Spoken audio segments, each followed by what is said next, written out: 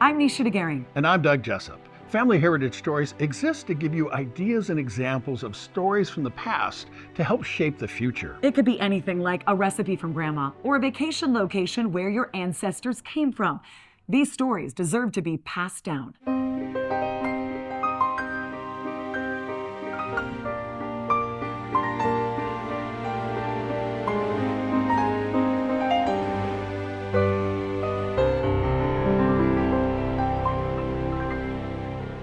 Welcome to Family Heritage Stories, where we talk about what makes us who we are. Things like traditions, values, and culture. How are these things passed down from generation to generation? Through deeds, through words, through stories. What does a hero mean to you?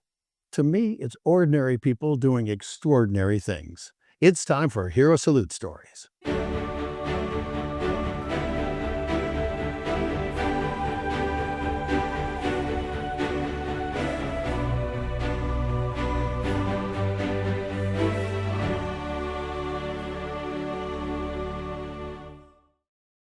Welcome to this episode of Hero Salute Stories. Now, one of the things we talked about is that we've got heroes that wear a lot of uniforms, but then there are people like Ashley Taylor with the Refuge. So the Refuge Utah is an organization that does something special. And to me, my definition of a hero is ordinary people doing extraordinary things. What's something that people might not know about the Refuge Utah? I think oftentimes they just think about shelter, right? And a domestic violence shelter, that emergency shelter. But oftentimes they don't know about all the wraparound services that we provide. We can help with temporary rental assistance to get them into someplace safe that's more permanent for them. Our therapy services that are all free. We have educational support groups that happen every week. And we have a team that's on call that's able to go to the hospital to be with a survivor 24/7 and be with them during their forensic medical exam, so that they have someone that's there with them talking through what's going on and giving them that follow-up information so that they know next steps, what they can expect, what they can reach out for, what are additional resources for them. Can people make donations, financial donations online? Yes, Okay, and what's that website again? therefugeutah.org. What do you say to people that say, "Oh, just leave him. Okay, it's not that hard. Just leave him." It's so much more complicated than that, Exactly. right? I think one of the best analogies I've heard was a coworker compared it to being in a job that you don't like. Most people can relate to that. They've been in a job that they don't like, but they don't just leave, right? Because there's so many factors. There's financial factors, there's security, there's not having somewhere else to go. All of those things play in. And then you've got this interpersonal relationship that maybe has been going on for years, that they really care and love this person. It's not as easy as just seeing the one incident and wanting to leave. And I think what's important to remember is, for a survivor, it's not their fault. It was the abuser's choice, right? And that survivor has every right to reach out and be supported and have help, because it was not their choice and it was not their fault. The biggest question I guess I have for you is, why do you do what you do? I think families are so core to our society, right? And in our communities, if we have strong families, we're going to have a strong community. So what better way to make sure that our community is safe and empowered by helping to make sure that our families are safe and empowered, and helping people that maybe need to leave an abusive situation to feel empowered so that their family can heal and become a safe place to be. I'm not gonna let you get off that easy. Been How long have you been with the Refuge Utah now? there for almost 7 years. 7 years. How did you find out about them? It was something I was really looking to do, something more local. I'd worked for several nonprofits on a state level, and I was looking, what's something that's really affecting my community, and how can I better just the immediate community around me, not just trying to make a big difference, but how do we make that really baseline difference? And that's when I found the Refuge and saw the work that they were doing for families, and how that uplifts the entire community with that work. So Ashley, if somebody is watching this interview right here, right now, and maybe it's on TV, maybe it's online, maybe it's on social media or your website, and they're saying, "I need help." What do you want them to do? How do they get a hold of you? Yeah, so we have hotlines that are available 24/7. They can call at any time. They can also contact us through the website, whatever's most comfortable for them. Ashley, what's the hotline number if somebody wants to call? Yeah, for domestic violence, it's 801-377-5500. And for sexual assault, it's 801-356-2511. If they want to come in person, we have an office that they can come to. It's separate from our shelter location, but they can just come and talk with someone. They can talk with an advocate, talk through their situation, and then decide what's right for them and what services they want to pursue. Okay, right on the screen right now, we've got your location address. So what is it? Yeah, we're at 1433 East, 840 North in Orem, Utah. Okay, that's the one where you can go and talk to somebody and feel safe. With another entry into Hero Salute Stories and Ashley Taylor from the Refuge, Utah.org. I'm Doug Jessup.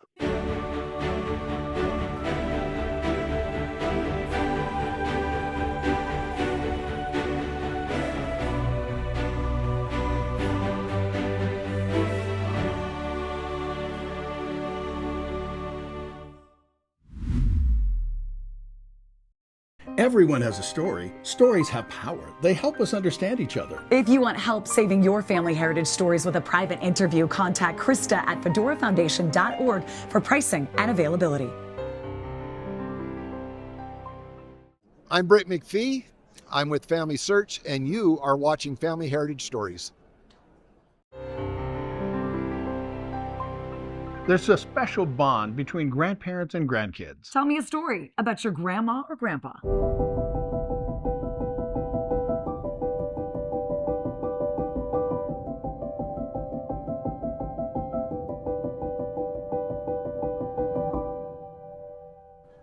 This is actually a story of my grandpa's brother. He worked for the Union Pacific Railroad, and he was on the railroad between Salt Lake and Montana somewhere. May not have been in the Union Pacific, but he sneezed and he blew out his false teeth out the train. And so instead of panicking, he counted the power poles all the way to Idaho Falls. And then he told the people at the railroad how many power poles, and actually they went, stopped the train, and found his teeth. True story. It was in the Deseret News. Later in the show, Brandon Fugel shares a story from his collection of movie memorabilia. What does heritage mean to you?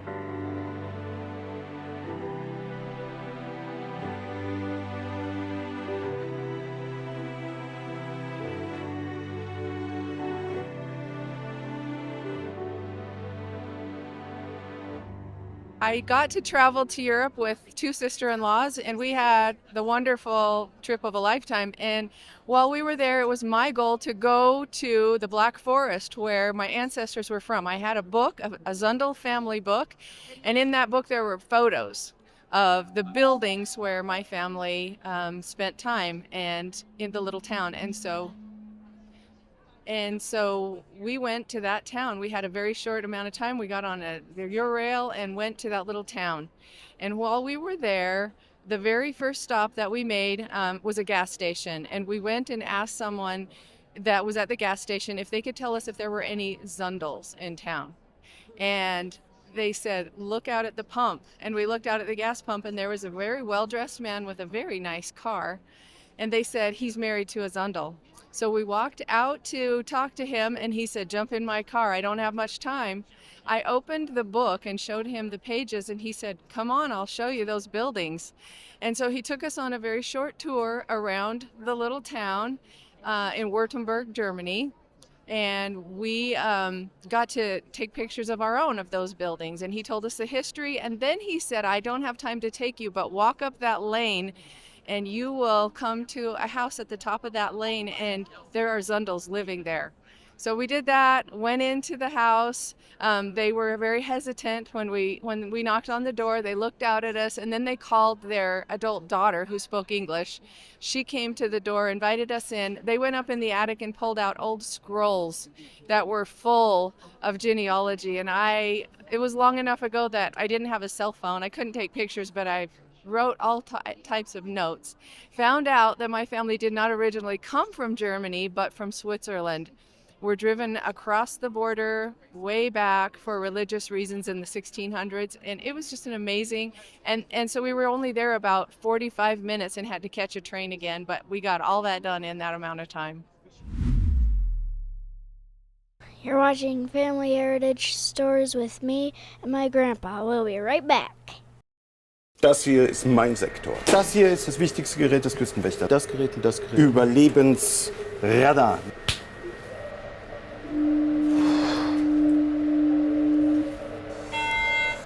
Mayday, mayday. Hello, can you hear us? Can you hear us? Can you... Over. We are sinking. We are sinking. Hello? This is the German Coast Guard. We are sinking. We're sinking.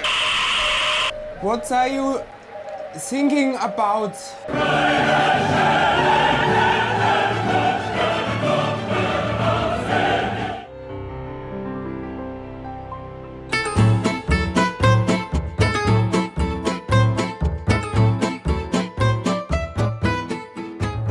There's a reason we've been making these since the 1870s.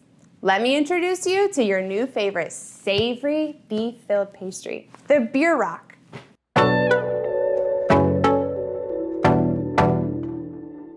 The beer rock is definitely a recipe that has stood the test of time. It's a simple handheld pastry filled with savory cabbage, onion, and juicy ground beef. The use of certified Angus beef in this filling is what will set your beer rock soaring over the rest. Let's start by getting the cabbage and onion ready. After you take the core out, slice the cabbage thin and set it aside until we're ready for it again. Dice up one medium-sized onion and throw it right in with the cabbage. Now, starting with the best, I'm using certified Angus beef ground beef for my filling. Look for the logo when you're shopping and grab some 80/20. With a little oil in a hot pan, I'm going to brown the ground beef. This is the start to us building this great beer rock filling. Seasoning generously with some salt, pepper, and paprika, I like to develop a nice seared crust on one side before flipping the beef. That is flavor development right there, and it's a beautiful thing. After that initial sear, now we can break up the ground beef a little bit more as it continues to cook. And at this point, I will add in the cabbage and the onion. I'll drop the heat just a touch and let all of that cook down together.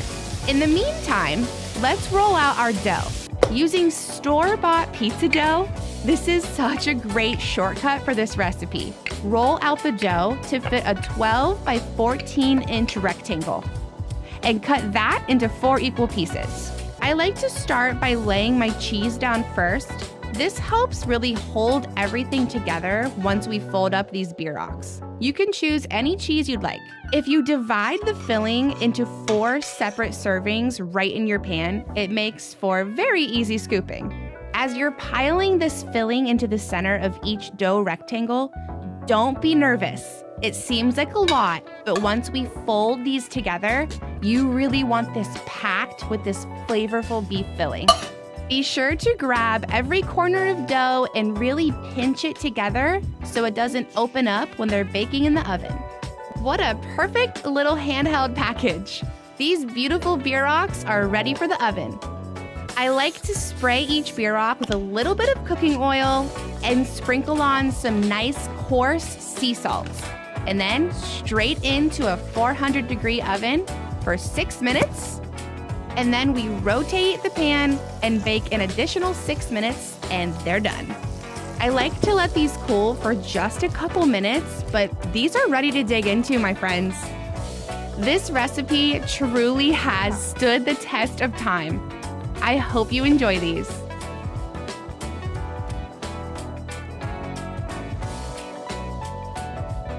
This will fill your family's bellies and make them so happy. See you next time here in the test kitchen.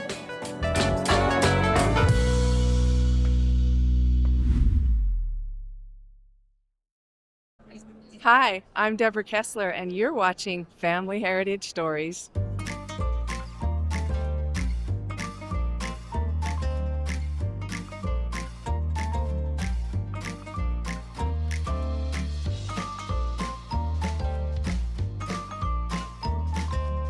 You learn a lot about traditions, values, and culture when you travel.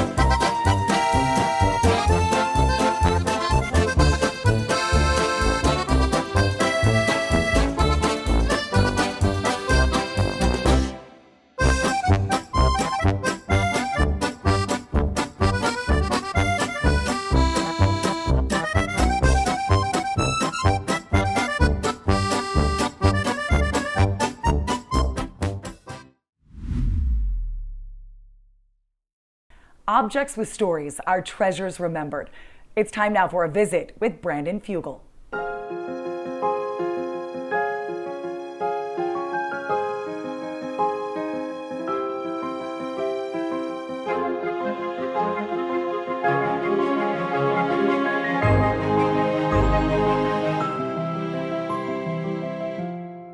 With me, Brandon Fugel. So, Brandon, you and I have had lots of conversations, and you have some really, really cool artifacts. And as you know, objects with stories are treasures remembered. So what have you brought for us today? I brought a very important item. It holds a very special place in movie history, cinematic history. The number one ranked movie by IMDb, by the Internet Movie Database, is The Shawshank Redemption. Many people are surprised to hear that, but it has been the number one ranked movie for over a decade. And the principal artifact or prop from that movie is in this pelican case. Drum roll, please. I acquired this very special item at auction this past year. This is the Holy Bible from The Shawshank Redemption. The actual one, on camera. The 1994 classic movie, which was inspired by Stephen King's short story, Rita Hayworth in The Shawshank Redemption, brought to life on the silver screen, and a very dramatic tale. I believe in two things: discipline and the Bible. Andy Dufresne, who was wrongly imprisoned and ends up spending over 20 years imprisoned at Shawshank prison, made his escape by utilizing a rock hammer that he hid in a certain Bible. Most people consider the climactic moment where the warden goes to his safe to retrieve the documents that he had kept, all of those years, and then finds this Bible there deposited, and opens the Bible to find a message written. Dear Warden, you were right. Salvation lay within. Andy Dufresne. And then, somewhat symbolically, he turns the pages and opens the Bible to the book of Exodus. Oh, wow. Revealing the cutout for a rock hammer that had been sequestered away in this Bible for 20 years as Andy Dufresne slowly and methodically plotted his escape from the prison. It is an incredible story of redemption. It is a classic. And this, my friend, I believe is arguably the most important prop from the #1 ranked movie of all time. Wow. And not coincidental on the Exodus thing. Yeah, that's cool. Very symbolic. But his journey throughout that movie and the ultimate payoff in the end when the warden finds in his safe this Holy Bible that it had been the method of escape for Andy Dufresne is quite a unique piece. They only made one. So according to the producer-director Frank Darabont, who brought this story to life, they only made one of these. They didn't have a backup because the process associated with painstakingly cutting out that rock hammer and fashioning this book was so lengthy, was so exhaustive that they only had really, from a practical perspective, one opportunity to make this. So this is one of a kind, and I believe that it holds a special place, not only in cinematic history, but also in our cultural history. Beautiful. Now, I'm going to close with, okay, it's dad joke alert, okay? Just remember, the truth shall set you free. Indeed. With another entry into Treasures Remembered with Brandon Fugel, I'm Doug Jessup. Everyone has a story. And sometimes those stories are told through music. We are going to take you outside now for this next song because it's called Der Winter ist vergangen, which means winter is past. It's about the coming of May after a very long winter. And we are performing this for you in a spot called Maiwiese, which translates as May Meadow. Very fitting, and it's very close to where I live. And I learned this song from my mother.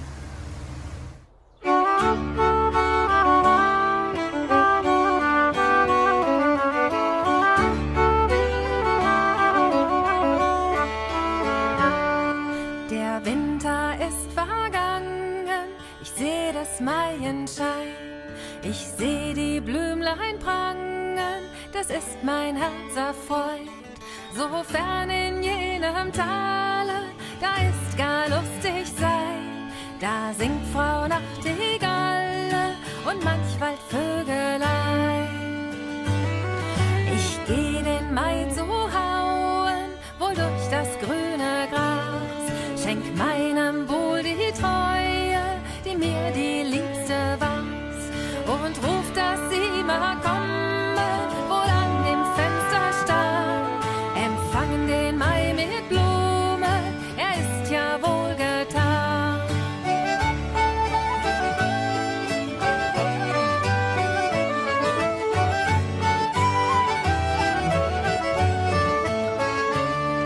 Er nahm sie sonder Trauer in seine Arme blank. Der Wächter auf den Mauern hob an sein Lied und sang. Ist jemand noch darin, der mag jetzt heimwärts gehen? Ich seh den Tag aufdringen, wohl durch die Wolken schön.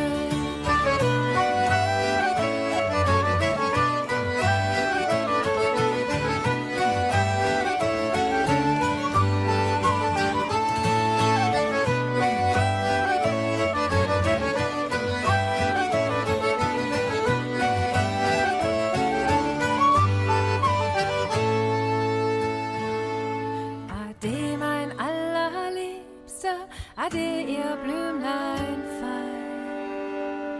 Ade, schön Rosenblume, es muss geschieden sein.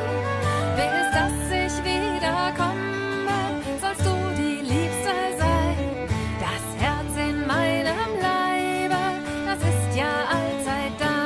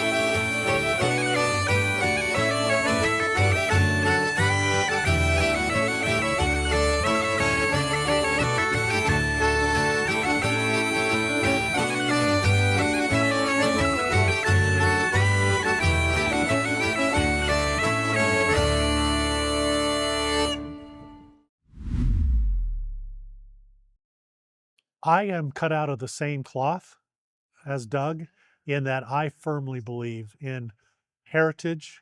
Who you are and where you came from is based upon those ancestors that came before you and the decisions they made that are why you are who you are and why you are maybe even here instead of in England where your ancestors might come from. Somebody made a decision to come over here to the US. So those decisions and those stories and learning who they were and why those decisions were made, as well as faith promoting stories, as well as success stories, as well as stories of heartbreak and challenge that has happened with your ancestors and possibly in your own life. Those are stories that are recorded and mean a lot to the posterity. As I've mentioned this, I have a lot of journals from my grandparents and great-grandparents that they kept. How I would have loved to have had a video with them on it and to hear their voices and to see their faces and their expressions and their gestures, that instead of just seeing a piece of, now writing on paper is better than nothing, believe me, but this is an extra step. And so to me, anybody who is thinking about it should absolutely do that for their future generations. It's our honor to be able to help people remember where they came from. The Fedora Foundation supports the collection, preservation, and distribution of diverse stories of traditions, values, and culture through Family Heritage Stories, on TV and online at familyheritagestories.org. How do you want to be remembered? With another episode of Family Heritage Stories, I'm Nisha DeGary. And I'm Doug Jessup.